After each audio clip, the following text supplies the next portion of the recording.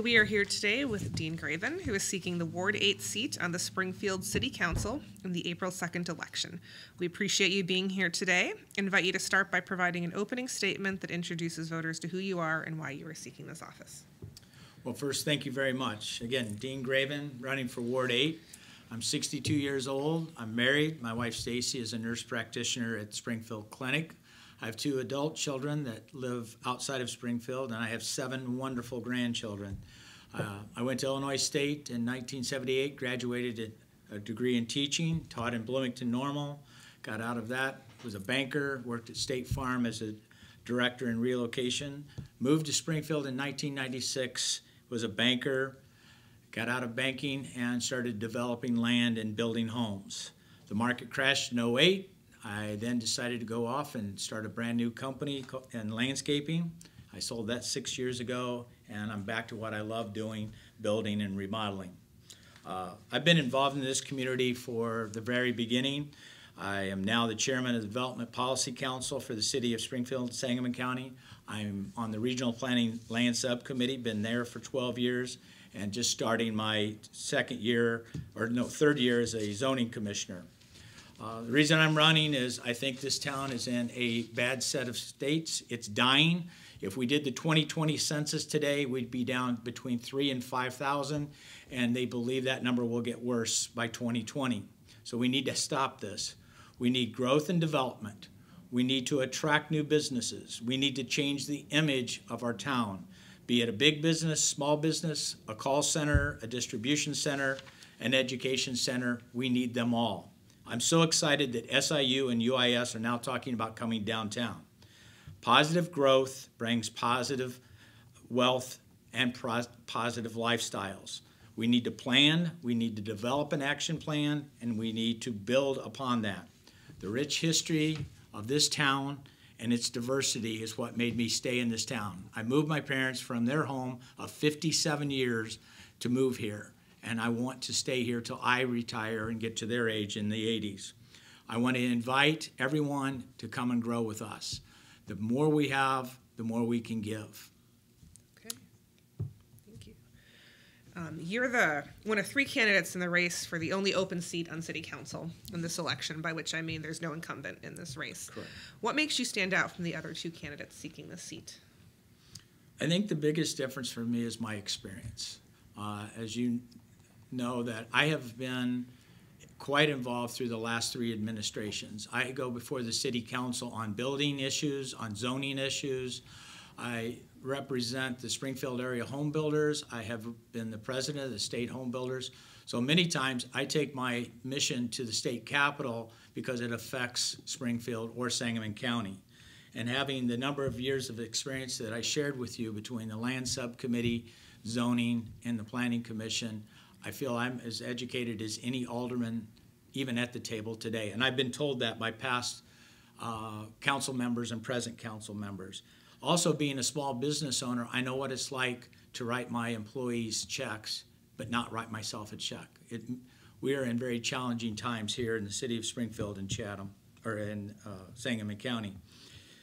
Relationships are important, and I could go down the list of the directors, both in the city, the county, and I have reached out to Rochester, Chatham, Williamsville, and Sherman to make this big umbrella of Sangamon County more inviting for growth and development. It comes down to relationships and experience. Okay. We as an edit board would absolutely agree the need for more development, economic development in our town. How does the city go about doing that? Well, the very first is we've got to change our image. Our image is not that good. We don't seem to reach out and say, what can we do? We reach out and say, you can't do this. Our process is cumbersome and antiquated.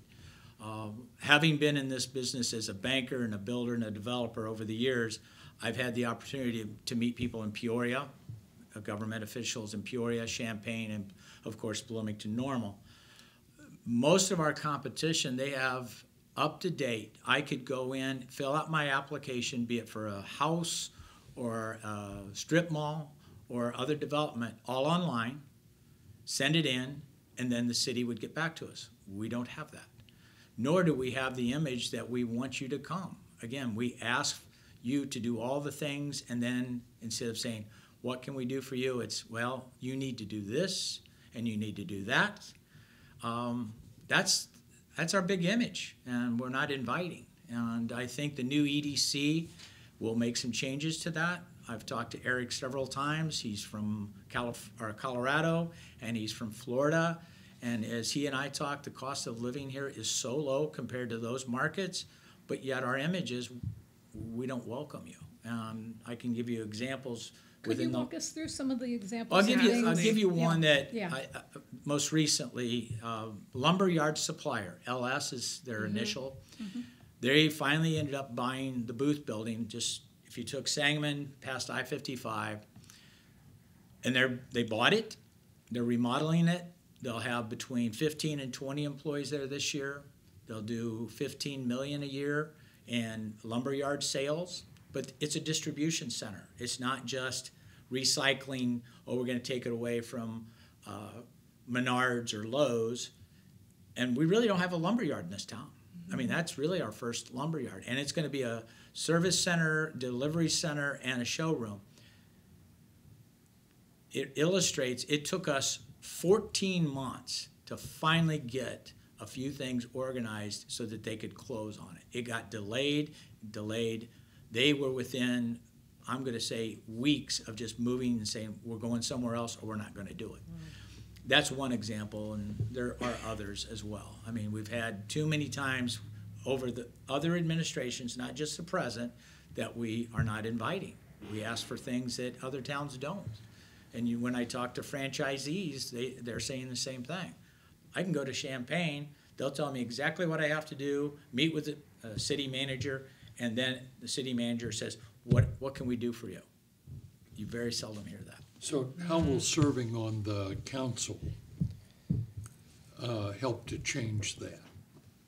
Well, I would hope I would have the ear of the mayor, whoever that would be, and of those directors that we have to change this. These are not stories I'm making up. These are facts. And having them sit down with our competition and say, well, how do you do it? Why are you attracting? Champaign's a perfect example. Of course, you get University of Illinois, and that engine is driving fast, and they're growing. But we can do the same thing here. I mean, our intermodal with I-55, I-72, the airport, you can land any aircraft in the world at our airport. You can't do that in Peoria or Bloomington. I mean, they just don't put them in like we have it. So that's a diamond that's sitting there unused. And we need to market that. And I believe the partnership with the EDC between the city and the county and the rest of the municipalities can make that happen. And I'm excited to have that public-private. And I will be an advocate, if elected, to continue to serve that way. I'm not disagreeing with the stories or your approach. It just seems if this has gone on for multiple administrations, and I'm certain that this isn't a story that they've never heard before, right? I'm just not sure what it's going to take to move them off the dime on this. I think what I see is the heritage from one administration to the next. The mentality is we don't have any money. So you need to get everything you can when somebody comes to town, be it for roads or infrastructure, and take advantage of that new money coming to town and not seeing the difference. So I'm not saying you have to change the mentality of how we do business. And it seems like that heritage just carries over from, it carried on from Davlin to Houston to Langfelder. I've seen some improvements because we didn't have a Fund 95 for infrastructure, a dedicated amount, and we do have that. Houston stuck to it, and then Langfelder's picked up on it. But we have to change that mentality. It's not what you can do for us, it's what can we do for you, and take that growth.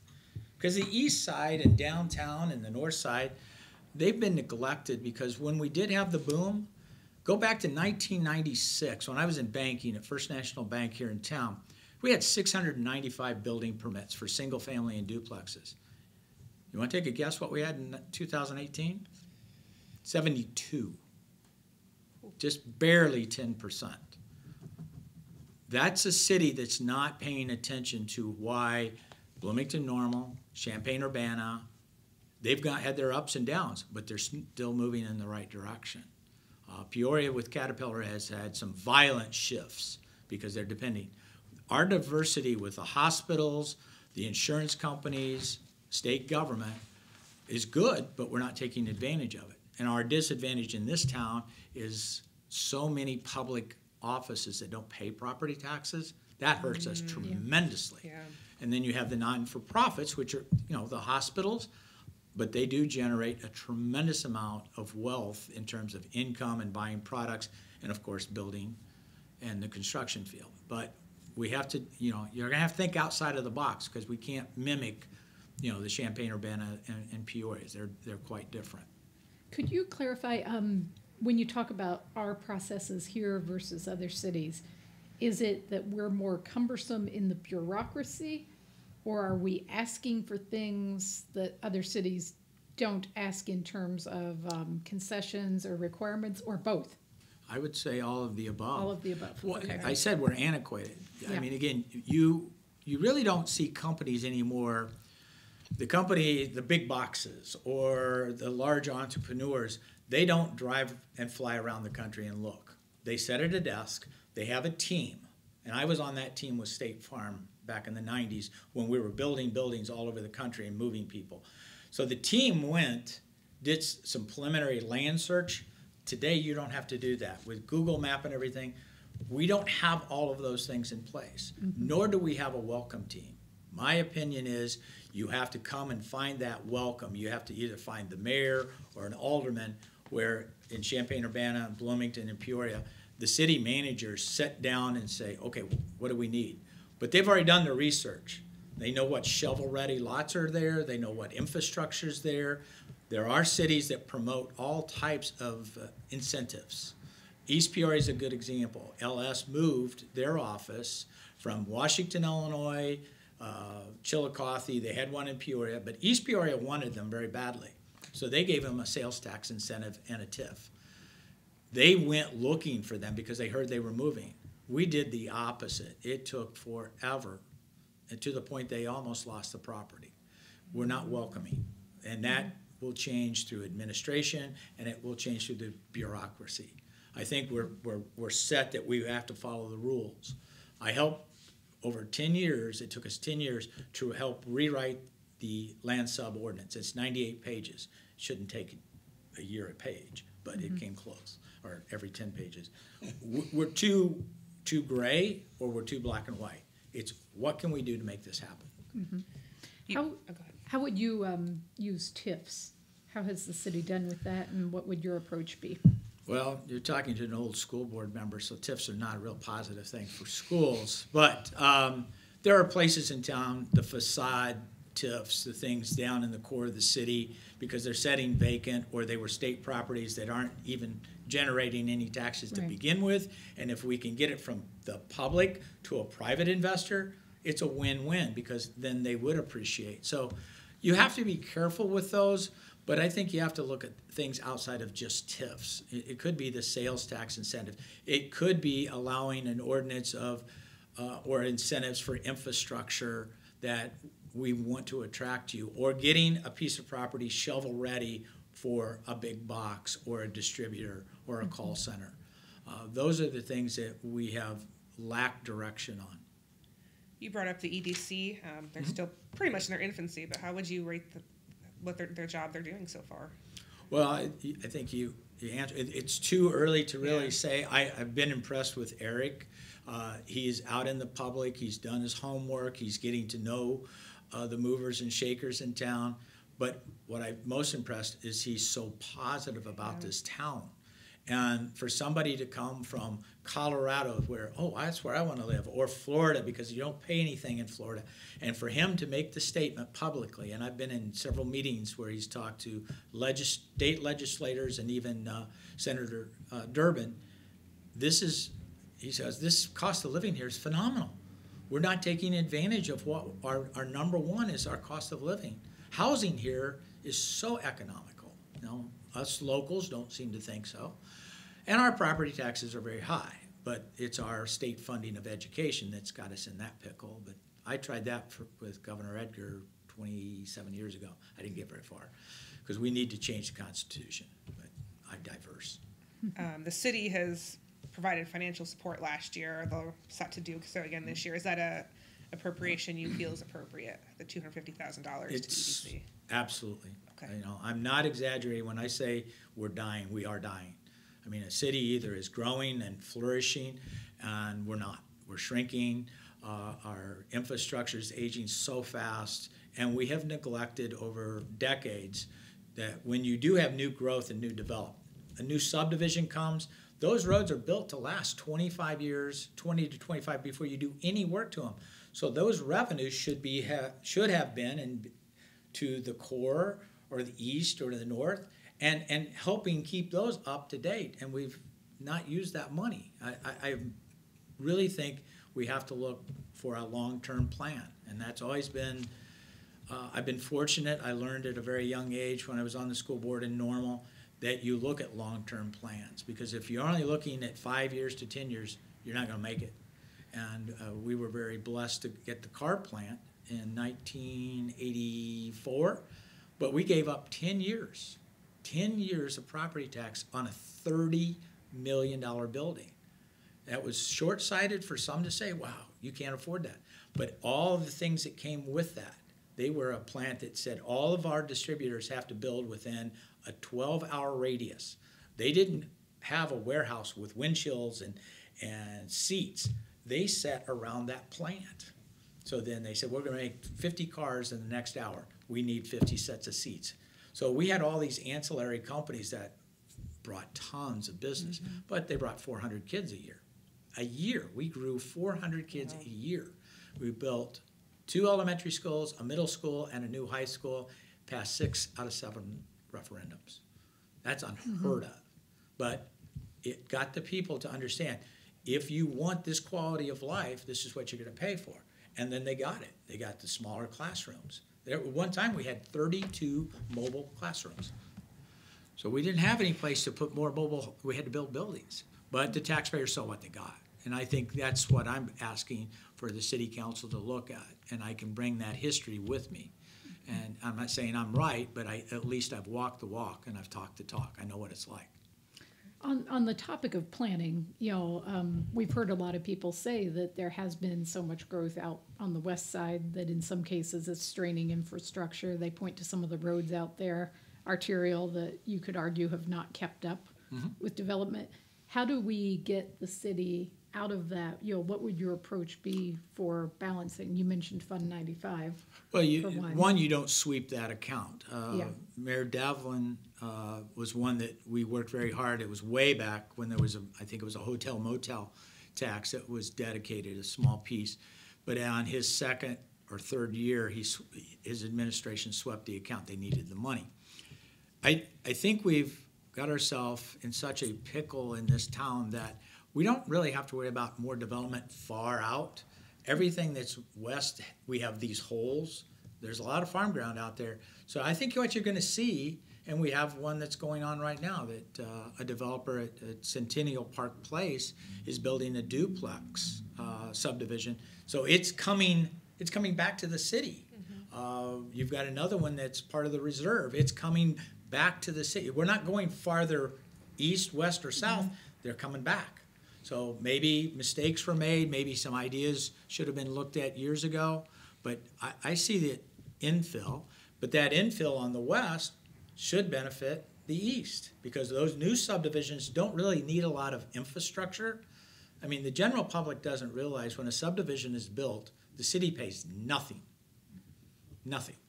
If I need water, sewer, gas, I pay for it as a developer. I build the streets, I put in the water lines, the sewer lines, the light poles, the street signs. Now, the city has to maintain that.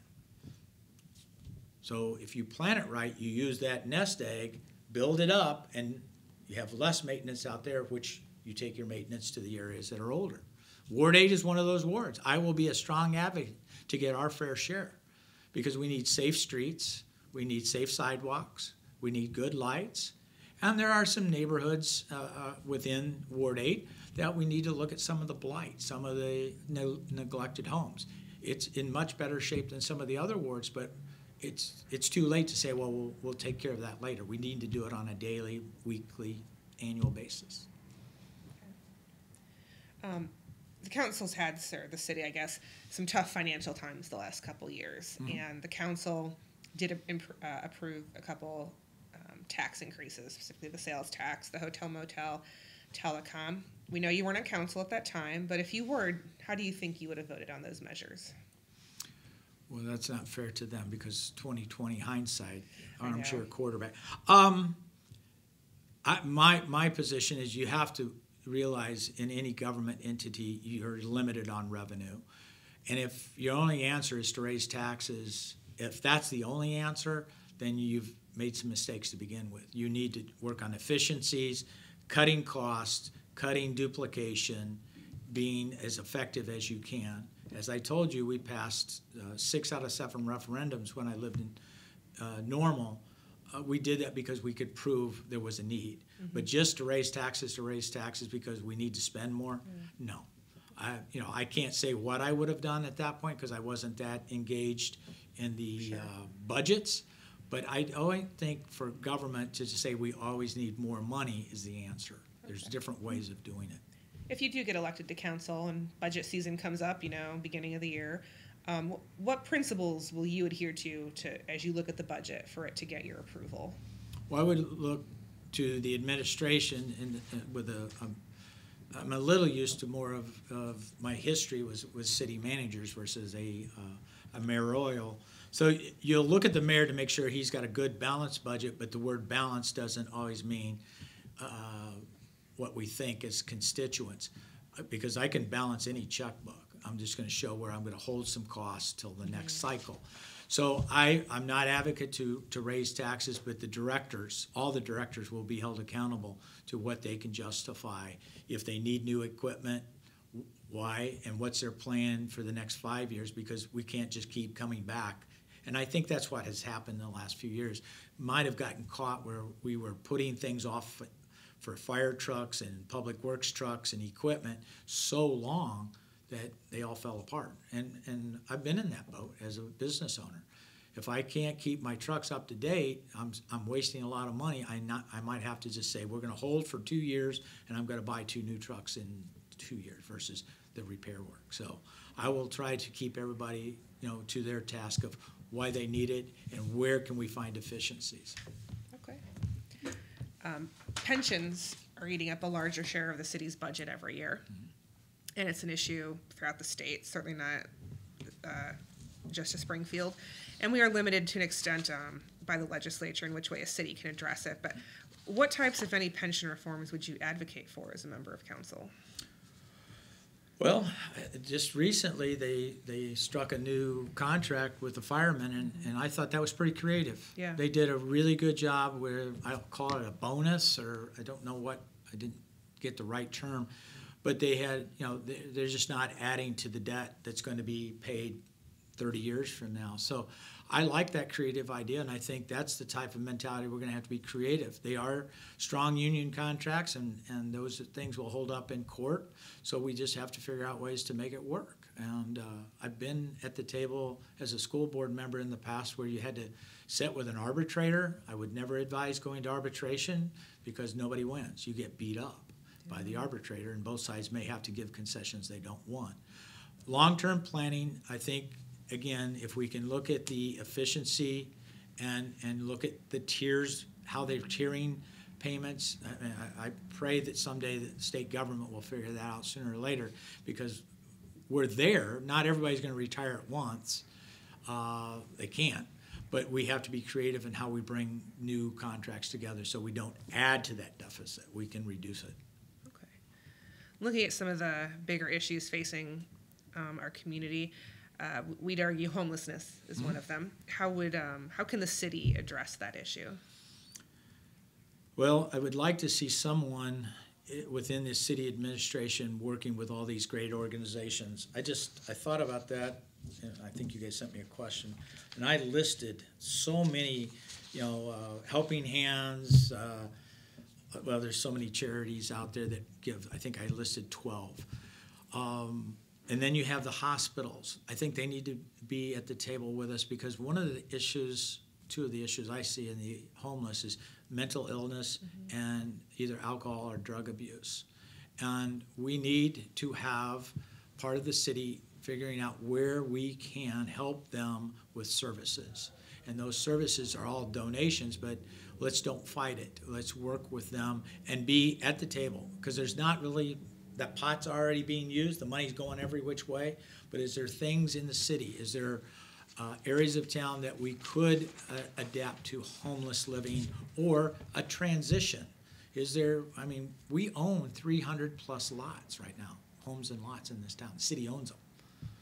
What can we do with some of those? What creativity? Can we go to IDA? Can we go to the Federal Home Loan Bank in Chicago, which I've tried numerous times to sit down and work with them on single-family homes, and they're not real excited.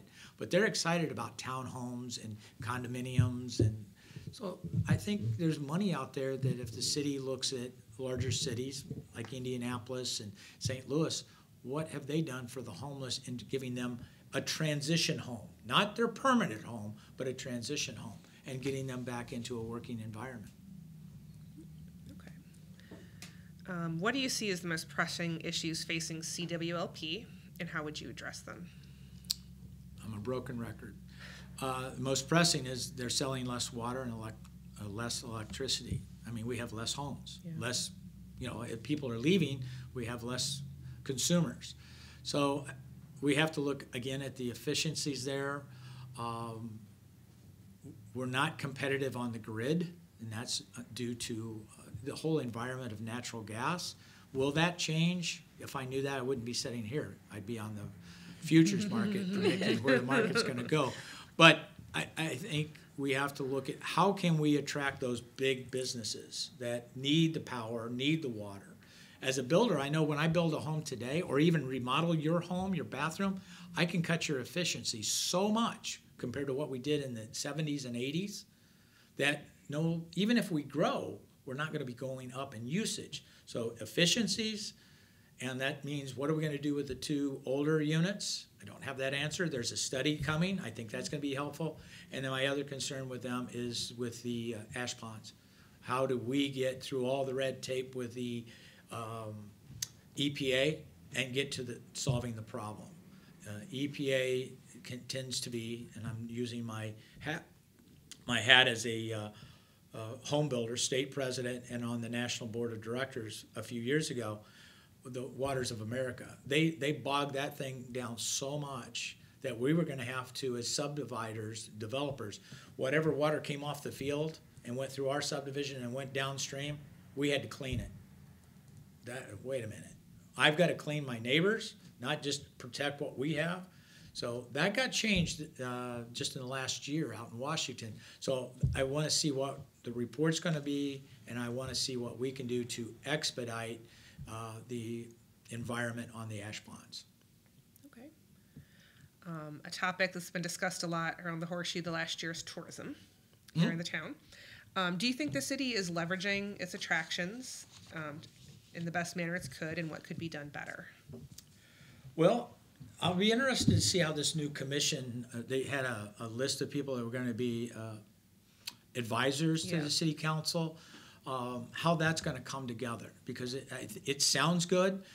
You're going to get a diverse group of people saying this is what we need. I mean, from what I understand, I did a little research on that question, was, you know, we gave, what, 50, 60,000 to the Golf Web 1. We did the June festival, that was 8,000. The Sliders was 25,000. Well, are we throwing money that we can measure? I don't know. I didn't have that privilege to get in there, but I know the city needs to have tourism, and we have a department, and I think the new director is very excited about sharing the wealth, and the heritage in this town is phenomenal. I have relatives all over the country that we're coming through Illinois. We're going to see the new library. We're going to see even up to Petersburg. They want to see the Lincoln And then the Mother Road Festival, I have 2 or 3 friends that live in Arizona. They're going to drive the old Route 66 this summer to come back because they've been reading so much about, our Mother Road Festival. So I think it's a matter of proof in the pudding. Show me where the money's going and show me what our return is. And I think they could do that with the hotel motel organizations and the restaurants of things of that nature. And we need to capitalize on our state fairgrounds. It's still the one that generates probably more tourism. Maybe they don't stay a week or very long, but that place is used all the time, and we need to promote that. I'm hoping that the Coliseum's back up and running because the horse people like to stay here, and I know they like to eat, so they do bring a lot of money here. The mayor has proposed annexing the fairgrounds into the city. Would you be in favor of that? Sounds really interesting and good. I would like to see what liability comes with it because the infrastructure out there is huge. Yeah, it sounds great, but it may be one of those things. Would you like to buy a house that was built in 1908, or would you like to buy a house that was built in 1998? So let me know what I have to do to the old house before I buy it because it looks gorgeous, but I might have to reinvest twice what it cost me to build the other one. But I think we need to be with the state and do everything we can. And I'm excited. The last governor and the present governor has seen some insight to say, hey, we're going to invest in our state fairgrounds. Okay. Topic of the last 2 years that has wrought a lot of debate is the Y block. What do you think should go there? One, it needs to be a taxing piece of property. So I would like to see a mixture of private enterprise and now, most recently, since SIU is talking about with the money for an infrastructure, for a capital improvement, and then UIS. So I would see a combination of private enterprise and college educational centers. And part of it has to be green space because of what has happened where they have the water retention, the storm sewers. So it's going to be somewhat, but we need private money there. It could be, think of it this way, we're going to build a building where you have first floor is retail. It could be hair salon, coffee shop, bakery, anything. Second floor could be nice offices, could be attorneys, accountants, professionals. And then the third and fourth would be residential. Now that's all private money that's going to get taxed. Then another building next to it could be the UIS, I'm going to say political science doctoral. It'd be a great place for those students to go across, go to the library, and then hopefully SIU with their law school. And you would need those, and then they would migrate back to the core. They're not that far away. I mean, with that new state realtor walkway, gateway, the whole community, it was just intermixing. And I see that with the Y block, or the new Y, going up towards Enos Park. What other things could come around Enos Park? And it could be services, a daycare center, things of that nature, because your kids may get out of school, they need temporary, they go to their program, and they could be shuttled over to a daycare center just across the street. From your perspective as a developer, why do you think, where has the city gone wrong with the Y block in terms of we've been talking about that piece of property for a couple of years now? Well, I thought some initial proposals looked really good, and it was private, public money, and for some reason, it was all about a park. And I thought that several developers brought, from out of town and local, brought some very good ideas, but they seemed to fall on deaf ears. So I can't really answer why, but they were good proposals, and we let them get away from us. So I'm interested in as you look back on school board service, how might that help you on the city council? Well, if you talk to any elected official, the one job they say you should never run for is a school board, because everybody knows how they went to school. Everybody knows what they want for their children or their grandchildren. So it's a challenge, because you go to the grocery store, you go wherever, you get asked every question. Why did Johnny get old books and Sally get new books? And why is the coach playing my son and not your son? It gave me an education. I believe it gave me my master's degree in personal relations.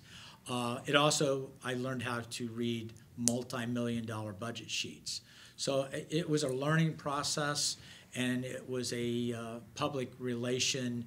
It taught me to listen a lot, and then you do a lot of homework. You call your business manager, you talk to your superintendent, you meet with the principals. So you have to digest a lot of information to get why Sally got a new book and Johnny didn't, because you should be a macro manager, not a micromanager. And being a former teacher, I didn't appreciate what my father did in Shelbyville when he sat on the school board. I was like, Dad's just sitting at a meeting tonight. You know, a town of 5,000 to a town of 50,000 was quite different, school districts, but it taught me a lot about personal relationships and building relationships amongst your board members. And I think that's something that we need at the city council. We need those good relationships to promote ourselves as a city. Good, thanks. Another talked about topic in the last year has been Capital Township. Mm-hmm. Do you think it should be merged, and if so, with the city or the county? County. Okay. The service, it's there. I mean, it's a unique thing that was written. I'll use the health department as my best example. I think it's working very well when the city and county merged them together, and I think the services speak well of the county. As you've asked some very difficult questions, the city's plate is full. I don't think we need to take on any more. And I think the county can show its fiscal responsibility. If we look at their balance sheet year in and year out, they do a very good job with our money. So I would say the county's the way to go.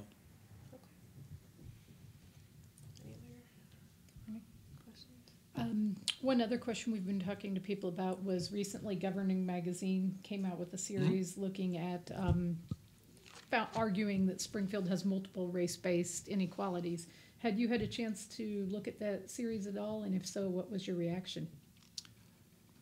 Well, my reaction, I had to read the article several times. I mean, it's, I don't find myself, I'm very open to all races, and I have always been that way from the day I was teaching at Bloomington, and Bloomington had some similarities. Their west was our east, and our east is their west. And I used to tutor young minority males in neighborhoods that I shouldn't have been in after dark. So I grew up thinking we're all equal. I think what has happened in this town is we didn't use our funds correctly. We've let our older neighborhoods deteriorate way too fast. We didn't reinvest in them. I'm excited, even though there's debate on the rail being moved, but for the first time, think about it, we're going to have underpasses and overpasses, so we're not blocked. I mean, years ago, if the big trains came through, you're stuck. And it was that moving fence. But now we're making it easier. We're going to make it easier for businesses to go, I'm not worried about my customers being stuck at the tracks for 5 minutes, 10 minutes, 3 minutes. Some of us are so impatient that 3 minutes is just the end of the day. I can't go to lunch. But I'm excited that that plan has addressed blocking one side of the town from the other. Now, will that answer all of it? No.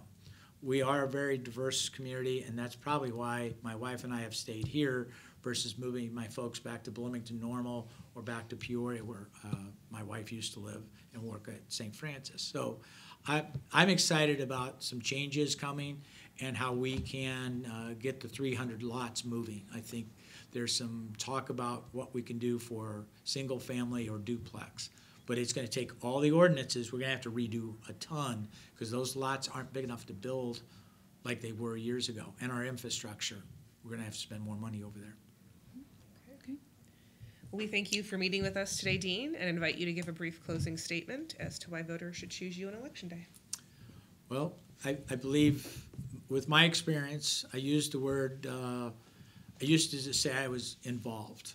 I get involved, I'd go to meetings, I'd attend meetings, I'd join associations. For the last 12 years, I've been engaged. I sit at the table, I do some leadership through the Development Policy Council. I'm very involved, engaged with zoning and with the county plan. I was very involved. I asked to participate after its final draft. So I feel the amount of time it takes, and at my age, and my kids are growing up, and I love my grandkids, they're scattered all over the country, I will be spending a lot of time outside of board meetings or city council meetings making the phone calls. I will make a full-time commitment to this, even though I have a job, but my wife will attest, when I take something on, I take it on with a lot of after hours. And that's what I will do for Ward 8. I need to refresh everybody. That's one of the reasons I love where I live. I'm on the far west side of Ward 8, but I know my neighborhood, I know my subdivision, and I'm learning more and more about some of the older ones. And I want them to have the prosperity and growth and welcome new families and old. Some of our oldest clients that I have in the building business, they're wanting to move back because their kids now live in Springfield or Chatham or Rochester, and they find it affordable if we can remodel some of the older homes, and they like it. So I want to be that attractive part of the city council and be that voice that says, come, we'll welcome you.